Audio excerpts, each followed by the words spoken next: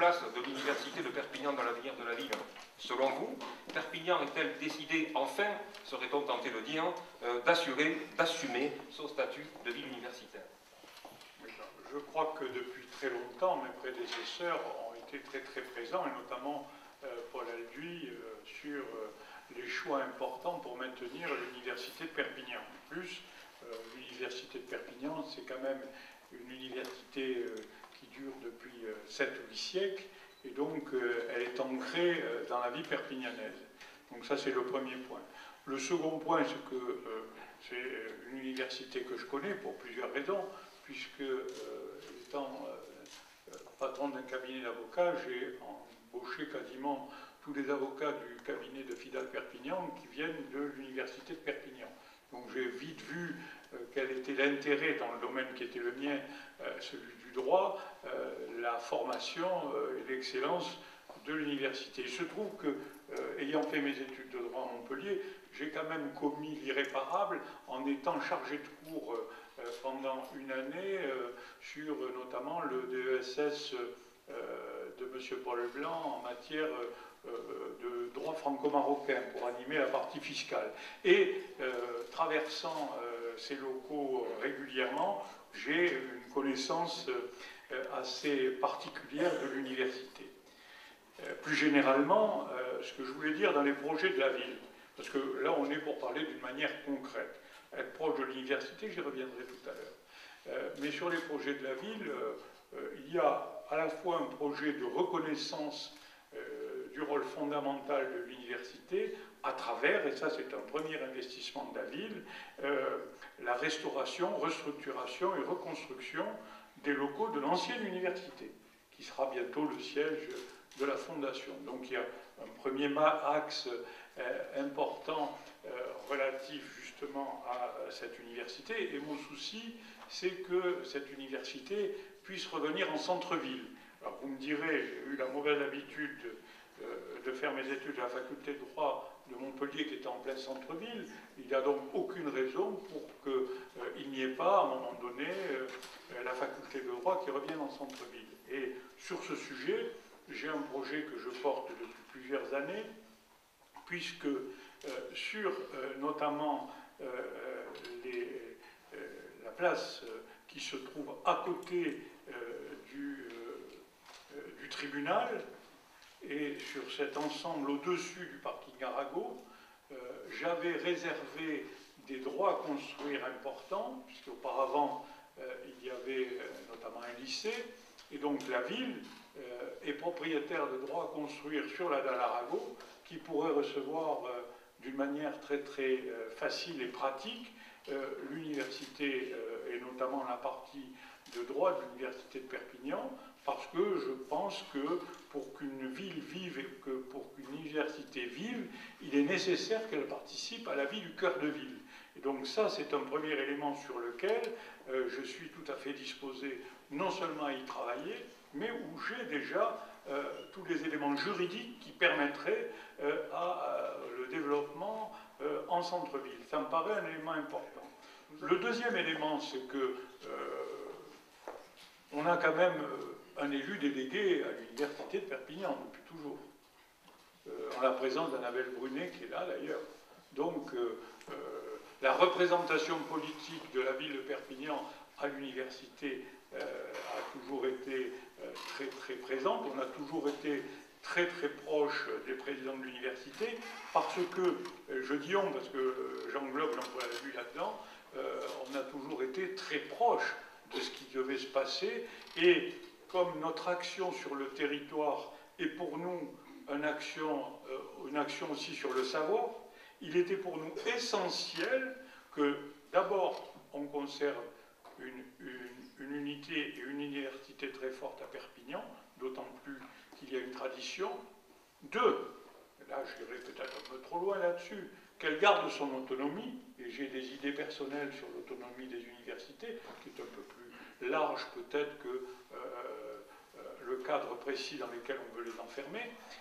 Et trois, qu'une ville dont on veut développer la modernité ne peut plus et ne peut pas fonctionner sans université. Pour revenir sur la dalle Arago, Et votre projet de faire venir la fac de droit, c'est une demande visiblement forte. Ici, vous allez être où précisément?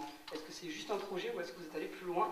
Est-ce que vous auriez éventuellement un calendrier? Est-ce que vous avez avancé là-dessus? Madame Michalak, vous me connaissez, j'ai même déjà les dessins. On avait quand même un projet très clair, c'était d'installer le tribunal sur la dalle Arago. Très clair. Les services de l'État ont refusé que l'on puisse installer le tribunal sur la dalle Arago, au motif que, pour des raisons de sécurité, on ne construisait plus des tribunaux au-dessus d'un parking avec des risques d'attentat.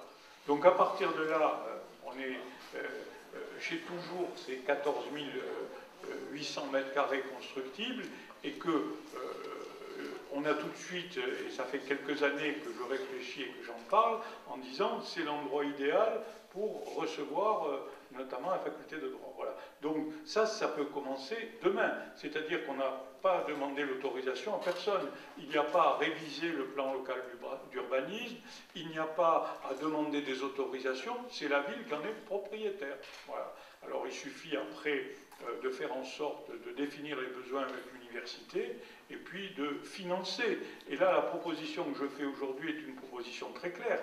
C'est que le financement soit un financement paritaire entre la région, entre l'agglomération, entre le Conseil général et la ville de Perpignan, de manière à ce que ces locaux soient mis à disposition de l'université sans qu'elle ait à débourser un loyer. Et pour ce qui est de l'ancienne université? Ah ben là, on est en plein travaux. D'ailleurs, ça avance très très bien. Et je crois que j'ai une idée qui dépasse, à mon point de vue, l'ancienne université, parce que certes, on va y faire le siège, notamment de la fondation, mais moi je voudrais y joindre aussi, notamment les archives municipales qui sont juste à côté et qui présentent aussi un intérêt très très grand. Il y a de très grands locaux et on pourrait créer en cœur de ville une animation autour de l'excellence et des savoirs. Parce que, pour moi, l'excellence et les savoirs, c'est la seule voie pour Perpignan. Pas seul. Donc, est-ce que dans votre planning, même si vous n'avez pas encore entamé les démarches, vous prévoyez de faire accélérer cette construction à des, disons, à des échéances beaucoup plus courtes? Parce que 10-15 ans, c'est quand même un laps de temps qui va même au-delà du mandat pour lequel... Président, je pourrais faire des fausses promesses en vous disant en 2035, je ne serai plus là. C'est ce qu'on voit d'ailleurs tous les jours à la télévision, on nous explique qu'en 2017, ça va être mieux, il y aura moins d'impôts. Moi, ce que je peux vous dire, c'est que définition des besoins de l'université, vous y passez le temps que vous voulez, je mets à votre disposition mes services, qui ont déjà travaillé sur le site. On peut délivrer un permis de construire dans les 6 mois. Et je m'engage, si il y a le financement des autres collectivités, à participer pour un tiers au financement et à mettre à disposition les locaux. Là, les décisions, elles sont faciles. Et c'est un engagement que je prends. Je considère qu'aujourd'hui, il est très très facile pour moi, c'est fondamental. Écoutez, on contribue notamment par des opérations à l'installation de ces mois. On continue à aider des entreprises pour leur installation en faisant des prix qui sont des prix au mètre carré qui sont extrêmement faibles. Alors si une collectivité n'est pas capable de construire des locaux pour une université, pour ses étudiants, elle sert à quoi la collectivité? Entre nous.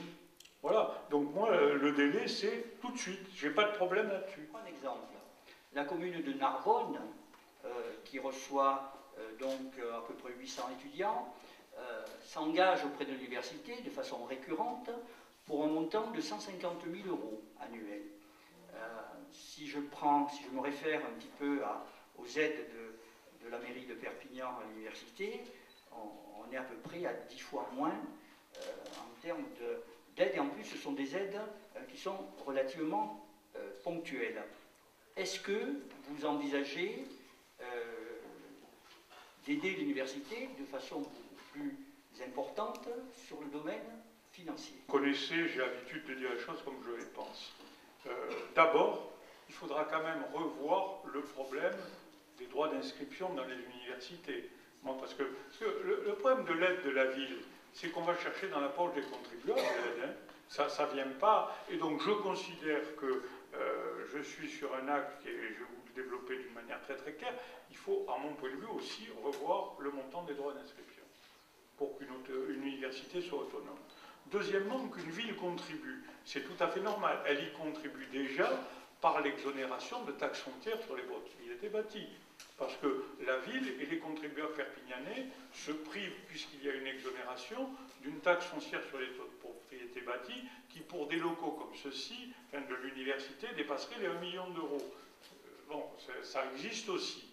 Troisièmement, j'ai développé, notamment avec Annabelle, à chaque fois que nous aidons l'université, parce qu'on a le pass culture, ça a un coût aussi, on fait des opérations particulières aussi. Parce qu'il n'y a pas aujourd'hui, comme la compétence est un peu regroupée, il n'y a pas que la ville de Perpignan, il y a aussi la communauté d'agglomération.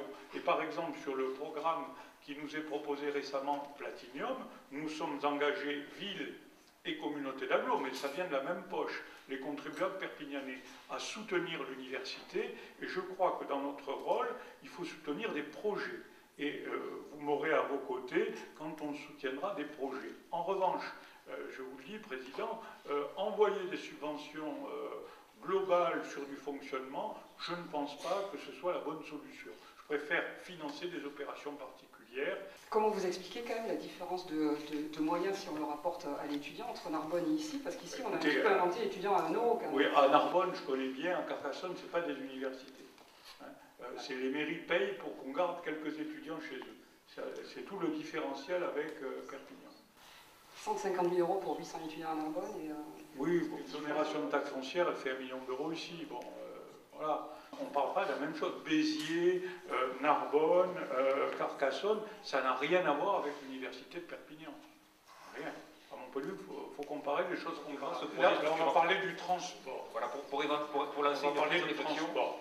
Donc, et je prends ma casquette de maire, même si je ne suis pas à la communauté d'agglomération, parce que je suis le rare maire de France qui n'est pas en plus vice-président de la communauté d'agglomération, mais j'assume la totalité, puisque la communauté d'agglomération, 84% de ses ressources, c'est la ville de Perpignan, c'est-à-dire les contribuables. On a commencé quand même à mettre en place une ligne de bus entre l'université et la gare, qui nous était très demandée et qui fonctionne pas mal.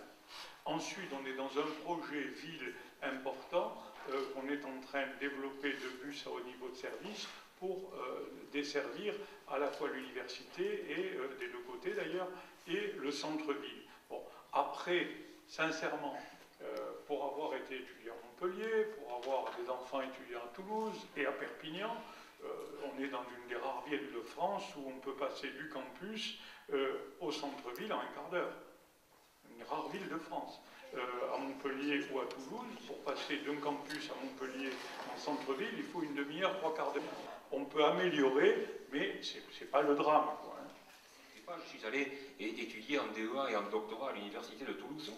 La ville soutenait un certain nombre de cérémonies officielles, d'ouverture de l'année, cérémonies d'entrée, cérémonies de sortie, gala des étudiants, remise de diplômes officiels, etc. etc. Est-ce que la municipalité, si vous étiez réélu à vos propres fonctions, s'engagerait à suivre l'université dans ces domaines?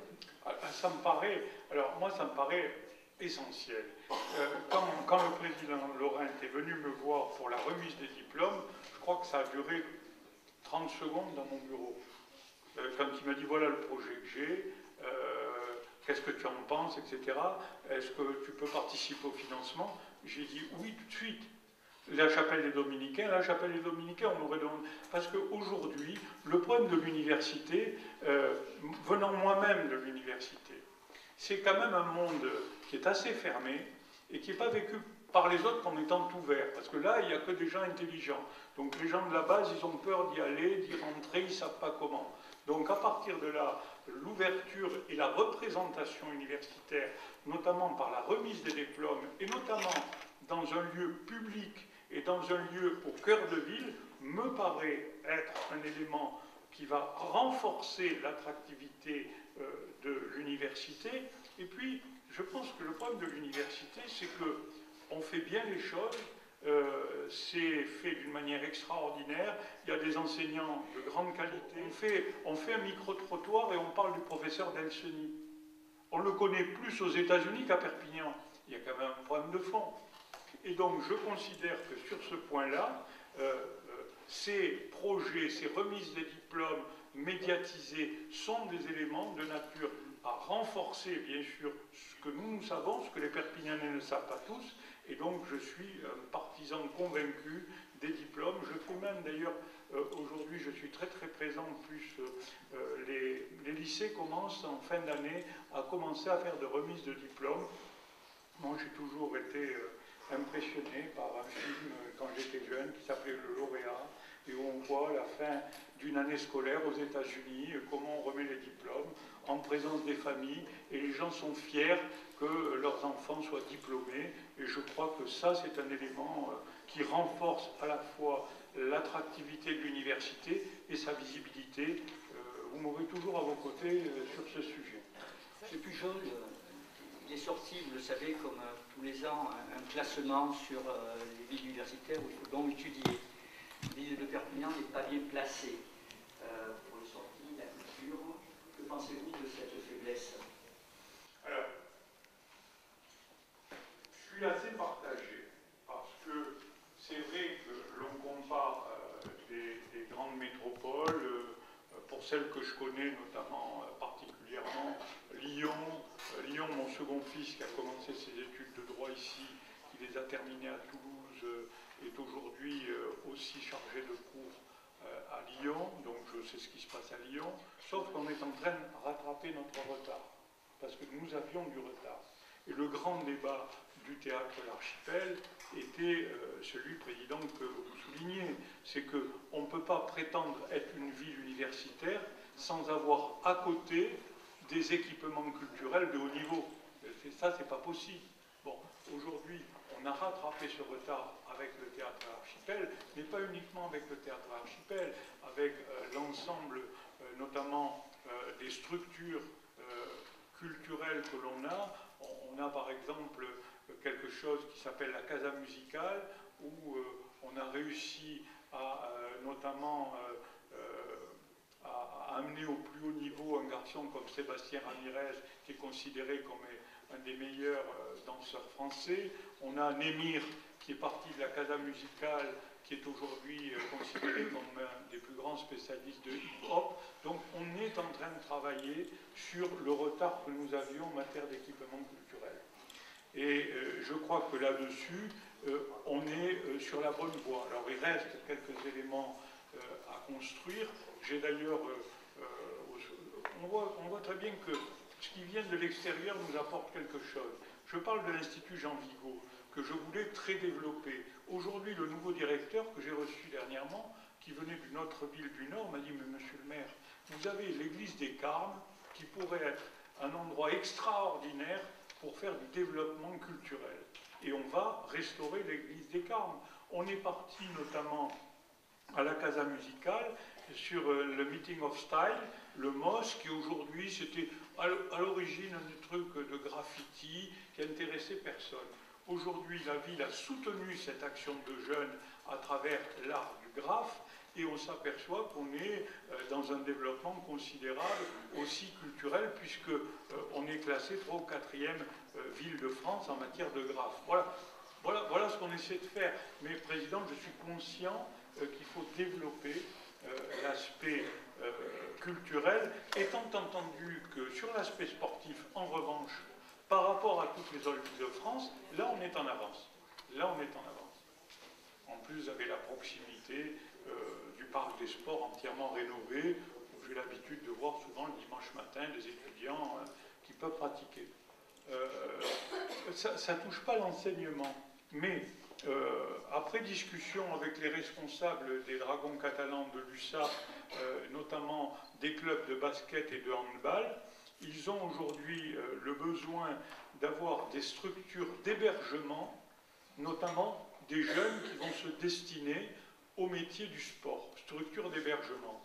Et par anticipation, j'avais racheté il y a de cela quelques années un espace qui se trouve, on appelle le Mas Cazenove, qui se trouve sur le Haut-Vernay, et nous avons un projet sur le Mas Cazenove, à la fois de construire une salle omnisport pouvant recevoir des matchs de basket, de handball, de volley ou autres, avec 2000 à 3000 spectateurs assis, et à côté, un centre d'hébergement pour des jeunes étudiants qui auraient besoin d'être hébergés, parce que quand ils sont jeunes, les parents ont quand même l'inquiétude de les laisser seuls, souvent dans des logements. Et donc cette demande est une demande qui émane de l'ensemble des clubs sportifs, et le but, ce serait l'hébergement. L'enseignement, bien sûr, serait la compétence de l'université ou des personnalités spécialisées. C'est de l'hébergement.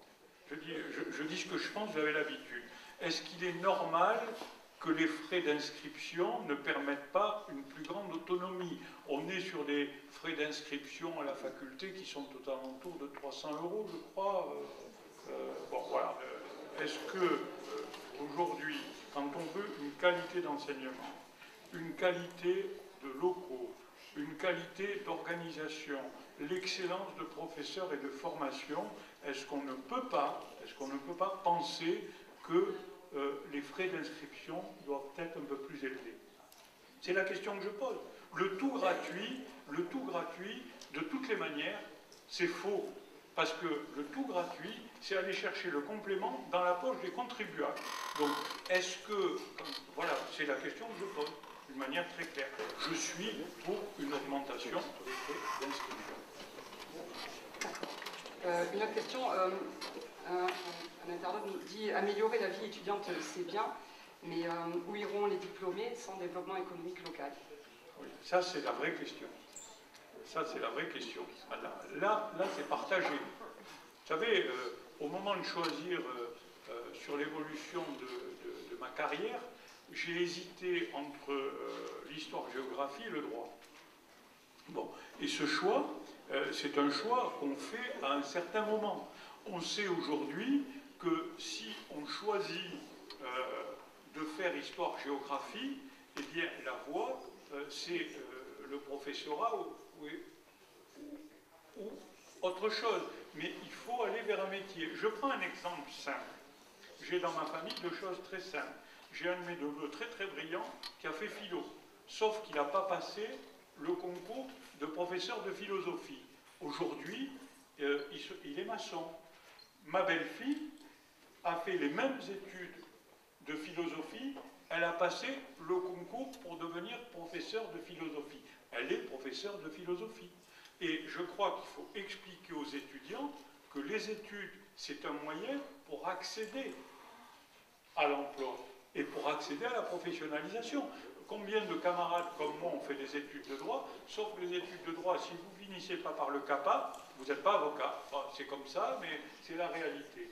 C'est pour ça que je considère aujourd'hui que le rapprochement, c'est pour ça que je suis pour les incubateurs dans les facultés, c'est que le rapprochement entre l'entreprise et la vie économique et l'université est une absolue nécessité. Absolue nécessité. Voilà pourquoi je pense que après, on peut développer les conditions économiques pour que, bien sûr, il y ait plus d'emplois, mais ces conditions économiques, elles dépendent aussi de l'environnement global, et les emplois, aujourd'hui, c'est les entreprises qui les créent. Merci. Monsieur le maire, merci pour le respect scrupuleux du timing tel qu'il avait été décidé. Nous allons donc donner la parole à la salle pour des questions. En tant que, certainement, collaborateur de la CPPM, qu'est-ce que vous allez faire pour que le bus 4 roule beaucoup mieux et plus tard? Au moment des sessions d'examen, ce bus 4 est archi plein à craquer, puisque tous les étudiants et toutes les étudiantes ont leurs examens pendant les mêmes heures. Qu'est-ce que vous allez faire pour le bus 4? Alors, un tramway nommé Désir.